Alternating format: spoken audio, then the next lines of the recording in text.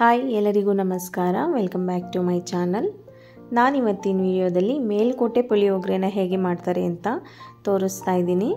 ತುಂಬ ಕ್ವಾಂಟಿಟಿ ಮಾಡ್ಕೋಬೇಕು ಅಂದರೆ ಇವಾಗ ದೇವಸ್ಥಾನಗಳಿಗೆ ಪ್ರಸಾದ ಕೊಡೋಕ್ಕೆ ಅಥವಾ ಮನೆಯಲ್ಲಿ ಏನಾದರೂ ಫಂಕ್ಷನ್ ಇದ್ದರೆ ಜಾಸ್ತಿ ಗೊಜ್ಜಬೇಕಾಗುತ್ತೆ. ಅಂಥ ಟೈಮ್ನಲ್ಲಿ ಇನ್ಸ್ಟಂಟ್ ಪುಳಿಯೋಗರೆನ ಬಳಸ್ತೇನೆ. ಮನೆಯಲ್ಲೇ ಪೌಡರ್ನ ಮಾಡಿಕೊಂಡು ಹೇಗೆ ಪುಳಿಯೋಗರೆ ಗೊಜ್ಜನ್ನ ಮಾಡ್ಕೊಳ್ಳೋದು ಅಂತ ತೋರಿಸ್ತಾ ಇದ್ದೀನಿ. ಬನ್ನಿ ಹೇಗೆ ಮಾಡೋದು ನೋಡೋಣ. ನಾನು ಮೊದಲು ಹುಣಸೆ ಹಣ್ಣನ್ನು ನೆನೆಸಿಡ್ತಾ ಇದ್ದೀನಿ. ನೋಡ್ಬೋದು, ಒಂದು ಒಳ ಮುಷ್ಟಿ ಆಗುವಷ್ಟು ದಪ್ಪ ಹುಣಸೆ ಹಣ್ಣು ತೊಗೊಂಡಿದ್ದೀನಿ. ಇಷ್ಟನ್ನೇ ಮತ್ತೆ ಇನ್ನೊಂದು ಸಲ ಹಾಕ್ಕೊಂಡಿದ್ದೀನಿ.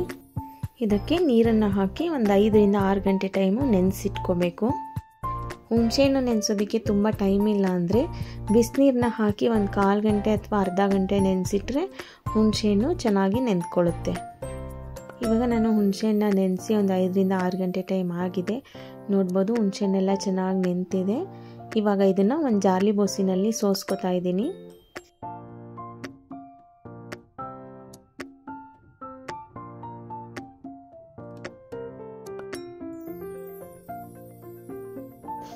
ಹುಣಸೆ ಹಣ್ಣನ್ನು ನೀಟಾಗಿ ಸೋಸ್ಕೊಂಡಾಗಿದೆ. ಇವಾಗ ಇದನ್ನು ಕುದಿಯೋಕೆ ಇಟ್ಕೋತಾ ಇದ್ದೀನಿ. ಹುಣಸೆ ಹಣ್ಣಿಗೆ ಒಂದು 3/4 ಅಚ್ಚಷ್ಟು ಬೆಲ್ಲ ಸೇರಿಸ್ಕೊಂಡಿದ್ದೀನಿ.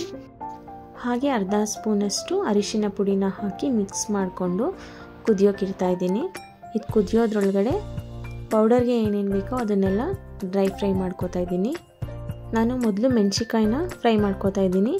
ನಾನಿಲ್ಲಿ ಒಂದು 20 ಬ್ಯಾಡಗೆ ಮೆಣಸಿಕಾಯಿನ ಹಾಕ್ಕೊಂಡಿದ್ದೀನಿ ಮತ್ತು 12 ಗುಂಟೂರು ಮೆಣಸಿಕಾಯಿ ಎರಡನ್ನೂ ಹಾಕಿ ಸ್ವಲ್ಪ ಬಿಸಿ ಮಾಡ್ಕೋತಾ ಇದ್ದೀನಿ. ಫ್ರೈ ಅಂದರೆ ತುಂಬ ಕಪ್ಪಗಾಗೋ ತನಕ ಮಾಡ್ಕೋಬಾರ್ದು, ಅದು ಪೌಡರ್ ಆಗೋಕ್ಕೆ ಬಿಸಿ ಆಗುವಷ್ಟು ಮಾಡಿಕೊಂಡ್ರೆ ಸಾಕಾಗುತ್ತೆ.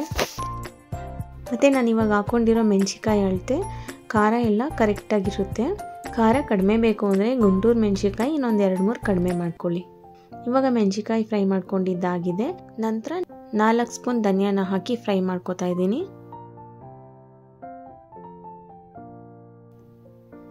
ಧನಿಯಾ ಸಹ ಫ್ರೈ ಮಾಡಿದ್ದಾಗಿದೆ.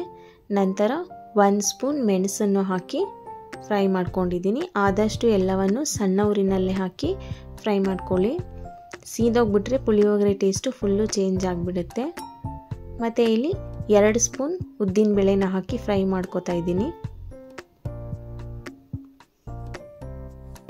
ಉದ್ದಿನ ಬೇಳೆ ಆದ ನಂತರ 2 ಸ್ಪೂನ್ ಕಡಲೆಬೇಳೆ ಸಹ ಫ್ರೈ ಮಾಡ್ಕೊಂಡಿದ್ದಾಗಿದೆ. 2 ಸ್ಪೂನ್ ಜೀರಿಗೆನ ಹಾಕ್ಕೊಂಡಿದ್ದೀನಿ. ಜೀರಿಗೆ ಸಹ ಆಗಿದೆ. 1 ಸ್ಪೂನ್ ಮೆಂತ್ಯ. ಹಾಗೆ ನಾನು ಪುಳಿಯೋಗರೆ ಗೊಜ್ಜಿಗೆ ಏನೇನು ಇಂಗ್ರೀಡಿಯೆಂಟ್ಸ್ನ ಬಳಸಿದ್ದೀನಿ, ಯಾವ ಕ್ವಾಂಟಿಟಿಲಿ ಅಂತ ಪೂರ್ತಿ ಲಿಸ್ಟ್ ಬೇಕು ಅಂದರೆ ಡಿಸ್ಕ್ರಿಪ್ಷನ್ ಲಿಂಕ್ನಲ್ಲಿ ಹಾಕಿದ್ದೀನಿ, ಒಂದ್ಸಲ ಚೆಕ್ ಮಾಡಿ. ಮೆಂತ್ಯ ಆದ ನಂತರ 1 ಸ್ಪೂನ್ ಸಾಸಿವೆನ ಹಾಕಿ ಹಾಗೆ ಸಣ್ಣ ಉರಿನಲ್ಲೇ ಫ್ರೈ ಮಾಡ್ಕೋತಾ ಇದ್ದೀನಿ. ಸಾಸಿವೆ ಕೂಡ ಚಿಟಪಟ ಅಂದಾಗಿದೆ. ಮತ್ತು ಸಾಸಿವೆನ ತೆಗೆದು 3 ಸ್ಪೂನ್ ಎಳ್ಳನ್ನು ಹಾಕಿ ಬಿಸಿ ಮಾಡ್ಕೋತಾ ಇದ್ದೀನಿ. ನಾನಿಲ್ಲಿ ಎಲ್ಲವನ್ನು ಒಂದೊಂದೇ ಹಾಕಿ ಬಿಸಿ ಮಾಡ್ಕೋತಾ ಇದ್ದೀನಿ. ಎಲ್ಲ ಪದಾರ್ಥಗಳನ್ನು ಜೊತೆಯಲ್ಲೇ ಹಾಕಿ ಬಿಸಿ ಮಾಡೋದ್ರಿಂದ ಒಂದೊಂದು ಪದಾರ್ಥಗಳು ಸೀದೋಗ್ಬಿಡುತ್ತೆ. ಇವಾಗ ಎಳ್ಳು, ಸಾಸಿವೆ, ಮೆಂತ್ಯ ಆ ಥರದ್ದೆಲ್ಲ ಬೇಗನೆ ಆಗೋಗ್ಬಿಡುತ್ತೆ. ಕಾಳುಗಳೆಲ್ಲ ನಿಧಾನ ಆಗುತ್ತೆ. ಆದ್ದರಿಂದ ನಾನಿಲ್ಲಿ ಸೆಪ್ರೇಟ್ ಮಾಡ್ಕೋತಾ ಇದ್ದೀನಿ. ಬೇಕು ಅಂದರೆ ಉದ್ದಿನಬೇಳೆ, ಕಡಲೆಬೇಳೆ ಜೊತೆಯಲ್ಲಿ ಹಾಕಿ ಫ್ರೈ ಮಾಡ್ಕೋಬೋದು. ಮಿಕ್ಕಿದೆಲ್ಲ ಆದಷ್ಟು ಸೆಪ್ರೇಟಾಗಿ ಮಾಡ್ಕೋಬೇಕು. ಮತ್ತು ನಾನಿಲ್ಲಿ ಒಂದು 4 ಕಡ್ಡಿ ಕರಿಬೇವು ಸೊಪ್ಪು ಸಹ ಹಾಕಿ ಫ್ರೈ ಮಾಡ್ಕೋತಾ ಇದ್ದೀನಿ. ನೋಡ್ಬೋದು, ಫ್ರೈ ಆಗಿದೆ. ಈ ರೀತಿ ಪುಡಿ ಆಗೋ ತನಕ ಕರಿಬೇವು ಸೊಪ್ಪನ್ನ ಫ್ರೈ ಮಾಡ್ಕೋಬೇಕು. ಇವಾಗ ಪೌಡರ್ ಮಾಡ್ಕೊಳ್ಳೋಕ್ಕೆ ಏನೇನು ಬೇಕು ಎಲ್ಲ ಫ್ರೈ ಮಾಡ್ಕೊಂಡಿದ್ದಾಗಿದೆ. ಮತ್ತು ನಾವು ಹುಣಸೆ ಹುಳಿ ಏನು ಕುದಿಯೋಕೆ ಇಟ್ಕೊಂಡಿದ್ವಿ ಅದು ಸಹ ಬೆಂದು ಸ್ವಲ್ಪ ಗಟ್ಟಿ ಬಂದಿದೆ. ನೋಡ್ಬೋದು, ಇದಕ್ಕೆ ಇವಾಗ ರುಚಿಗೆ ತಕ್ಕಷ್ಟು ಉಪ್ಪನ್ನ ಸೇರಿಸ್ಕೊಂಡು ಮಿಕ್ಸ್ ಮಾಡಿ ಮತ್ತೆ ಇನ್ನೊಂದು ಸ್ವಲ್ಪ ಕುದಿಯೋಕೆ ಬಿಡಬೇಕು. ಇದು ಇನ್ನೂ ಗಟ್ಟಿ ಆಗಬೇಕು. ಅಷ್ಟರಲ್ಲಿ ನಾವು ಹುರಿದಿಟ್ಕೊಂಡಿರೋ ಪದಾರ್ಥಗಳನ್ನೆಲ್ಲ ಪೌಡರ್ ಮಾಡ್ಕೊಳ್ಳೋಣ. ನಾವು ಹುರಿದಿಟ್ಕೊಂಡಿರೋ ಪದಾರ್ಥಗಳೆಲ್ಲ ತಣ್ಣಗಾಗಿದೆ. ಇವಾಗ ಇದನ್ನು ಒಂದು ಮಿಕ್ಸಿ ಜಾರ್ನಲ್ಲಿ ಹಾಕ್ಕೋತಾ ಇದ್ದೀನಿ.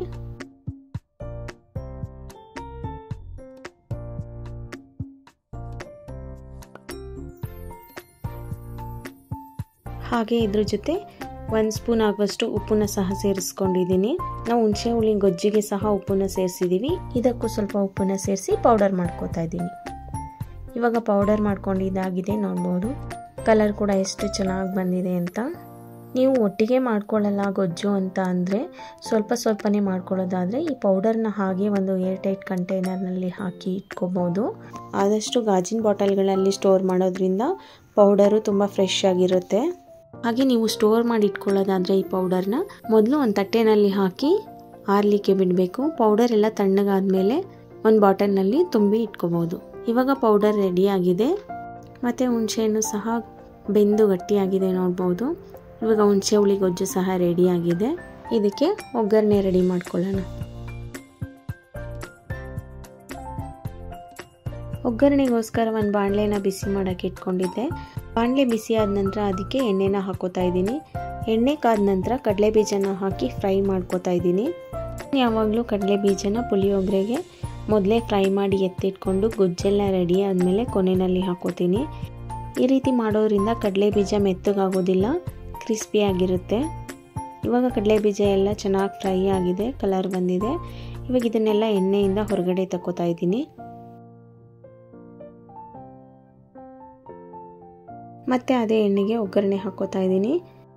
2 ಸ್ಪೂನ್ ಸಾಸಿವೆ, 2 ಸ್ಪೂನ್ ಕಡಲೆಬೇಳೆ, 2 ಸ್ಪೂನ್ ಉದ್ದಿನಬೇಳೆ, ಒಣಮೆಣಸಿನ್ಕಾಯಿ. ನಾನಿಲ್ಲಿ 4 ಬ್ಯಾಡಗೆ ಮೆಣಸಿನ್ಕಾಯಿ, 3 ಗುಂಟೂರು ಮೆಣಸಿನ್ಕಾಯಿ ಹಾಕ್ಕೊಂಡಿದ್ದೀನಿ. ಕರಿಬೇವು ಸೊಪ್ಪು, ಅರ್ಧ ಸ್ಪೂನ್ ಇಂಗು, 1 ಸ್ಪೂನ್ ಅರಿಶಿನ ಪುಡಿ ಇಷ್ಟನ್ನು ಹಾಕಿ ಮಿಕ್ಸ್ ಮಾಡ್ಕೋತಾ ಇದ್ದೀನಿ. ಇವಾಗ ಒಗ್ಗರಣೆ ರೆಡಿಯಾಗಿದೆ. ಕಡಲೆಬೇಳೆ ಉದ್ದಿನಬೇಳೆ ಎಲ್ಲ ಚೆನ್ನಾಗಿ ಫ್ರೈ ಆಗಿದೆ.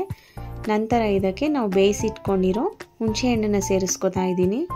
ಹುಣಸೆ ಹಣ್ಣನ್ನು ಜಾಸ್ತಿ ಕುದಿಸೋ ಅವಶ್ಯಕತೆ ಇರೋದಿಲ್ಲ. ಆಲ್ರೆಡಿ ಹುಣಸೆ ಹಣ್ಣನ್ನು ಬೇಯಿಸಿರೋದ್ರಿಂದ ಒಂದು ಕುದಿ ಬಂದರೆ ಸಾಕಾಗುತ್ತೆ.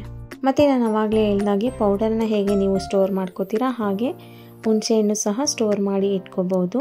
ಪುಳಿಯೋಗರೆ ಗೊಜ್ಜು ಬೇಕು ಅನಿಸಿದಾಗ ಒಗ್ಗರಣೆಗೆ ಈ ಹುಣಸೆ ಹಣ್ಣಿನ ಗೊಜ್ಜು ಮತ್ತು ನಾವು ಮಾಡಿಟ್ಕೊಂಡಿರೋ ಪೌಡರ್ನ ಹಾಕಿ ಮಿಕ್ಸ್ ಮಾಡಿಕೊಂಡ್ರೆ ಪುಳಿಯೋಗರೆ ರೆಡಿ ಆಗುತ್ತೆ. ಇವಾಗ ಕೊಬ್ಬರಿ ತುರಿನ ಹಾಕಿ ಮಿಕ್ಸ್ ಮಾಡ್ಕೋತಾ ಇದ್ದೀನಿ. ಕೊಬ್ಬರಿ ತುರಿನ ಹಾಕಿ ಮಿಕ್ಸ್ ಮಾಡ್ಕೊಂಡ ನಂತರ ನಾವು ಮಾಡಿಟ್ಕೊಂಡಿರೋ ಪೌಡರ್ನ ಸೇರಿಸ್ಕೋತಾ ಇದ್ದೀನಿ. ಪೌಡರ್ನ ಹಾಕಿ ಎಲ್ಲವನ್ನು ಚೆನ್ನಾಗಿ ಒಂದ್ಸಲ ಮಿಕ್ಸ್ ಮಾಡ್ಕೋಬೇಕು. ಹಾಗೆ ನಾನು ಕೊನೆಯಲ್ಲಿ ಇನ್ನೊಂದು 4ರಿಂದ 5 ಟೇಬಲ್ ಸ್ಪೂನ್ ಆಗುವಷ್ಟು ಎಣ್ಣೆನ ಸೇರಿಸ್ಕೊಂಡಿದ್ದೀನಿ. ಎಣ್ಣೆನ ಸೇರಿಸ್ಕೊಂಡ ನಂತರ ಸಣ್ಣ ಉರಿನಲ್ಲಿ 1 ನಿಮಿಷ ಮಿಕ್ಸ್ ಮಾಡಿಕೊಂಡು ಸ್ಟವ್ನ ಆಫ್ ಮಾಡಿ ನಾವು ಮೊದಲೇ ಹುರಿದಿಟ್ಕೊಂಡಿರೋ ಕಡಲೆಕಾಯಿ ಬೀಜನ ಸೇರಿಸ್ಕೊಂಡು ಮಿಕ್ಸ್ ಮಾಡಿಕೊಂಡ್ರೆ ಟೇಸ್ಟಿಯಾಗಿರೋ ಮೇಲ್ಕೋಟೆ ಪುಳಿಯೋಗರೆ ಗೊಜ್ಜು ರೆಡಿ ಆಗುತ್ತೆ. ಯಾರೆಲ್ಲ ವಿಡಿಯೋನ ನೋಡ್ತಾ ಇದ್ದೀರಾ, ನಿಮಗೆಲ್ಲ ಪುಳಿಯೋಗರೆ ರೆಸಿಪಿ ಇಷ್ಟ ಆಗಿದ್ದರೆ ನೀವು ಒಂದ್ಸಲ ಮನೆಯಲ್ಲಿ ಟ್ರೈ ಮಾಡಿ ಹೇಗಿತ್ತು ಅಂತ ಕಮೆಂಟ್ ಮಾಡಿ ಹೇಳಿ. ಹಾಗೆ ಯಾರಿಗೆಲ್ಲ ಪುಳಿಯೋಗರೆ ಇಷ್ಟ ಪ್ಲೀಸ್ ಒಂದು ಲೈಕ್ ಕೊಡಿ. ಹಾಗೆ ನಿಮ್ಮ ಫ್ಯಾಮಿಲಿ ಫ್ರೆಂಡ್ಸಿಗೆಲ್ಲ ಶೇರ್ ಮಾಡಿ. Thank you.